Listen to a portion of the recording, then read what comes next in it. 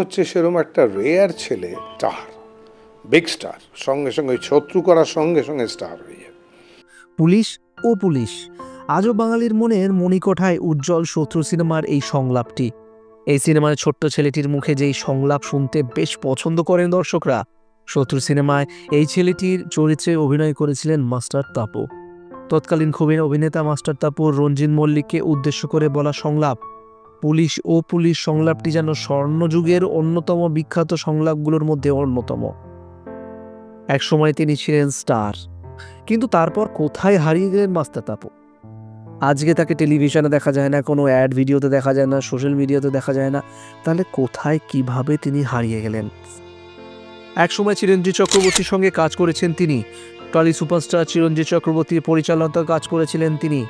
Ranjit Mallick, Victor Bandyopadhyay, Tapas পালের মতো তাবড় তাবড় অভিনেতাদের সঙ্গে অভিনয় করেছিলেন তিনি। ওইটুকু বয়সে তার আধোবুলি মনে দাগ কেটেছিল দর্শকদের।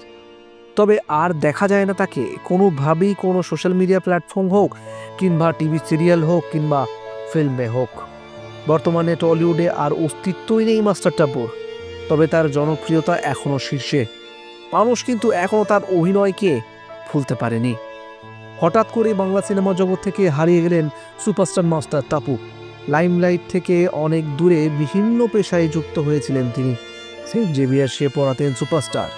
যারা গিয়েছিল ওই কলেজে মাস কমিউনিকেশন পড়াতেন তিনি। বর্তমানে বাইপাসের ধারে একাকী জীবনযাপন তার। সংবাদ মাধ্যম তার সঙ্গে যোগাযোগ করার চেষ্টা করলেও তিনি কারোর সঙ্গেই আর দেখা করতে চান না বলেই সাপ জানিয়ে দেন। মাস্টার তাপুর এই অবস্থার কথা টলিউড সুপারস্টার চিরঞ্জিত চক্রবর্তীকে জানানো হলে তিনি দুঃখ প্রকাশ করেন।